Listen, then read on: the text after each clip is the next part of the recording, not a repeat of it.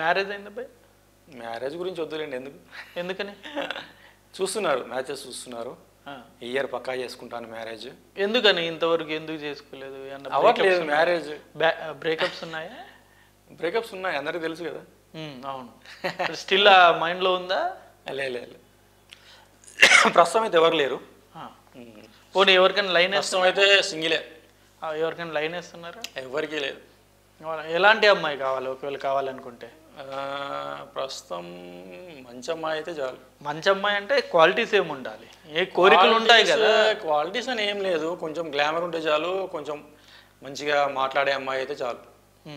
అంటే ఎడ్యుకేషన్ ఉండాలి, జాబ్ చేయాలి అని అయితే ఏం లేదు. బాగా సంపాదించాలి. ఎనీ ఫీల్డ్, ఏ ఫీల్డ్ అయినా బాగా పర్లేదు.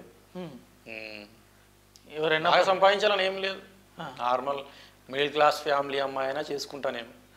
నేను వెల్ సెటిల్డ్ ఫ్యామిలీ నాది. నాకు మంచి హైదరాబాద్లో 1 కోటి రూపాయలు ఇల్లు ఉంది, మంచి కారు ఉంది, బైక్ ఉంది, తిరగడానికి చాలు. ఇంకెందుకు? ఆస్తులు ఉన్నాయి. అమ్మాయికి ఆస్తులు లేకపోయినా పర్లేదు. ఇప్పుడు హీరోయిన్స్లో ఎవరి మీద క్రష్ ఉందా? క్రష్ అంటే క్రష్ అని కాదు, ప్రీవియస్గా బ్రేకప్స్ ఉన్నాయి. పూజా హెగ్డేతో బ్రేకప్ ఉంది, రష్మికతో కూడా బ్రేకప్ ఉంది. అంటే వాళ్ళు నన్ను అవాయిడ్ చేశారు అంతే, నేను అవాయిడ్ చేయలేదు వాళ్ళని, వాళ్ళే నన్ను అవాయిడ్ చేశారు అనమాట. సో అట్లా క్రష్ అనుకుంటా నేను. మళ్ళీ మీరు మొదలెట్టారు అలాంటివి చెప్పి. నిజంగా నిజమే నిజమే నిజమే నిజమే. ఏముంది ప్రూఫ్స్? ఏముంది? పూజ మీరు కలిసి వెళ్ళింది ఎక్కడన్నా వెళ్ళుంటారు కదా. అంటే ఆ ప్రూఫ్స్ ఏం లేవు. యాక్చువల్గా సీక్రెట్ లవ్. పూజా హెగ్డే ఎక్కువగా ముంబైలోనే ఉంటుంది, తన హోమ్ కూడా ముంబైలోనే ఉంటుంది. సో ముంబైలో కలిశాను, హైదరాబాద్లో కలిశాను. అంటే పూజా హెగ్డే ఇంటికి వెళ్ళారా? వెళ్తారు ఇప్పటికీ. అప్పుడు వెళ్ళారా, ఇప్పుడు వెళ్తున్నారా? ఒకప్పుడు వెళ్ళాను, ఇప్పుడు కాదు. పూజా ఫ్యాన్స్ వింటే మటుకు మళ్ళీ మీ మీద అటాక్ చేస్తారేమో. అటాక్ ఏం చేయర్లేండి, ఎందుకు చేస్తారు? ప్రేమిస్తే ఎందుకు చేస్తారు? వన్ సైడ్ లవ్ ఇది డబులా? అట్లనే ఏం లేదు. ఇప్పుడు కొంతమంది బయట రివీల్ చేస్తారు, కొంతమంది రివీల్ చేయరు, అట్లా సీక్రెట్ లవ్. రష్మిక అన్నారు ఆల్రెడీ, ఆమె ఫుల్ ఫామ్లో ఉంది, ఆమె జోలికి వెళ్తున్నారు మీరు. అంటే చూసా ఆల్రెడీ ఒక టాలీవుడ్లో ఏదో ఫైట్, ఏదో డ్యాన్స్ ప్రాక్టీస్ చేస్తున్నావు, ఫైట్ ప్రాక్టీస్ చేస్తున్నావు, తన లెగ్ ఫ్రాక్చర్ అయిందంట కదా, మూవీ షూటింగ్ కూడా అయిపోయింది అని చెప్పేసి నాతో కాంటాక్ట్లో ఉంది రష్మిక. మన పుష్పలో మూవీ ఆఫర్ రాకముందు కూడా నాతో కాంటాక్ట్లో ఉంది. అట్లా అనమాట. నన్ను షూటింగ్ రమ్మంటుంది. ఓకే. నేను పుష్ప స్టార్టింగ్లో వెళ్ళా, ఒక రోజు షూటింగ్ వెళ్ళా. ఏదో సాంగ్ ఉంది, సూసేకి సంథింగ్ ఏదో సాంగ్ ఉంది, ఆ సాంగ్ షూటింగ్కి వెళ్ళా ఒకరోజు. ఏం చేశారు వెళ్ళి? నేను జనరల్గా బోర్ కొడితే షూటింగ్స్కి వెళ్తూ ఉంటా. వేరే హీరోయిన్స్ రమ్మంటే వెళ్తాను, వేరే హీరోస్ రమ్మంటే షూటింగ్కి వెళ్తా. అట్లనేం లేదు, నాకు ఆ హీరో మీద క్రష్ లేదు, ఈ హీరో మీద క్రష్ లేదు, అట్లాంటివి ఏం లేదు. నేను ఎట్లా ఉంటా అంటే మొత్తం ఓపెన్ మైండెడ్ నాది. అంటే ఏవైనా వాళ్ళ నెగిటివ్ పాయింట్స్ ఉంటే, సో అంటూ నెగిటివ్ పాయింట్స్ ఉన్నాయి నీలో, అందుకే నువ్వు ఎదగలేకపోతున్నావు అని చెప్పేస్తాను నేను డైరెక్ట్గా. అట్లా అన్నమాట. ఇప్పుడు అంటే మీరు ఈ రకంగా ఇద్దరు టాప్ హీరోయిన్స్ పేర్లు చెప్పారు. ఆల్రెడీ రష్మిక అంటే ఆల్రెడీ టాలీవుడ్ లో ఒక హీరోతో అఫైర్ అని న్యూస్ వస్తుంది. వాళ్ళ ఫ్యాన్స్ అన్న మీకు. రష్మిక కన్నడ అమ్మాయి, ఇక్కడ కన్నడ అమ్మాయి, తెలుగు నేర్చుకుంది, తెలుగులో చేసింది, కన్నడలో చేసింది మూవీస్. రక్షిత్ శెట్టితో లవ్ అఫైర్ ఉంది, ఎంగేజ్మెంట్ క్యాన్సిల్ అయింది, మళ్ళీ విజయ్ దేవరకొండతో ఎంగేజ్మెంట్ కూడా అయింది అని టాక్. మరి మీకు తెలియకుండా ఉంటుందా ఒకవేళ అయితే? అంత క్లోజ్? నాకు అన్నీ తెలుసు. రష్మిక మ్యాటర్స్, మరి ఎంగేజ్మెంట్ అయిందా? విజయ్ దేవరకొండతో ఎంగేజ్మెంట్ అయిందా? విజయ్ దేవరకొండ సీక్రెట్ గా అయిందని తెలిసింది. తెలిసిందేంది? అంటే మీరు అంత క్లోజ్, మీకు చెప్పలేదు? అంటే ఇప్పుడు మీడియా ముందు విజయ్ దేవరకొండ ఎక్కడ కూడా షీ ఈజ్ మై ఫియాన్సీ అని చెప్పలేదు, షీ ఈజ్ మై లవర్ అని చెప్పలేదు, ఎవరు రివీల్ చేయలేదు. అదే అన్న, ఎక్కడ రివీల్ చేయలేదు. కోఇన్సిడెంటల్ ఫోటోస్ బయటకు వస్తున్నాయి. నాకు తెలుసు విజయ్ దేవరకొండ లవ్స్ రష్మిక, నాకు తెలుసు. కానీ వాళ్ళు రివీల్ అవ్వట్లేదు, వాళ్ళు మ్యారేజ్ చేసుకోవట్లేదు కదా. ఎందుకని అట్లా? మధ్యలో మీరు ఉన్నారా? ఏమో మరి నాకు తెలియదు. నేను అయితే ఎప్పుడు నేను విజయ్ దేవరకొండ లాస్ట్ కలిశానంటే, లైగర్ మూవీ ఉంది కదా, లైగర్ మూవీకి విలన్ రోల్కి ఆడిషన్ ఇచ్చా నేను.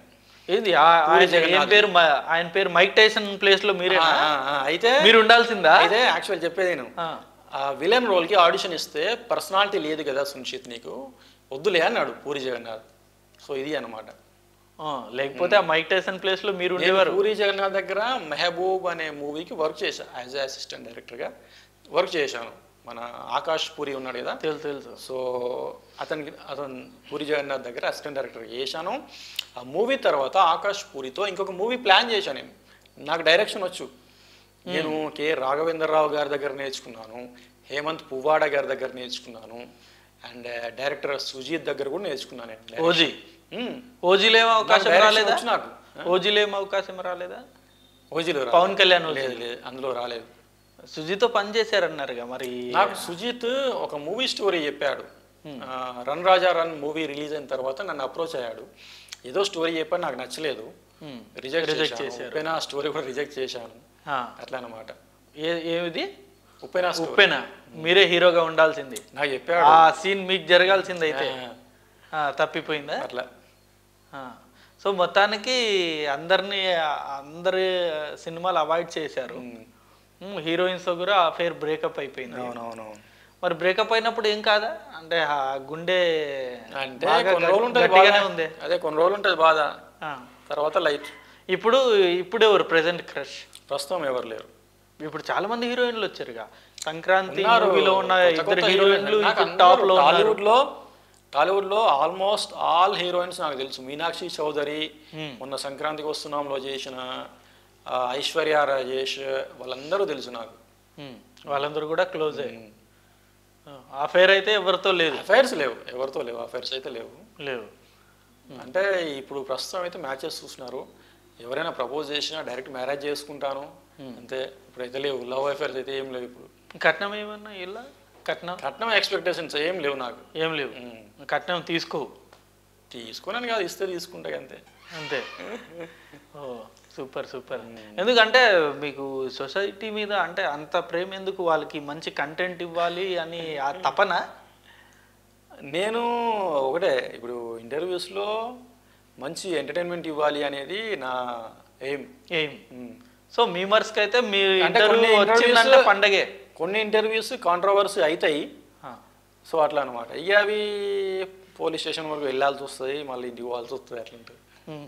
మళ్ళీ పోలీసులు ఒకవేళ పోలీస్ స్టేషన్ వెళ్ళా వెనక్కి తగ్గే అవకాశం లేదు.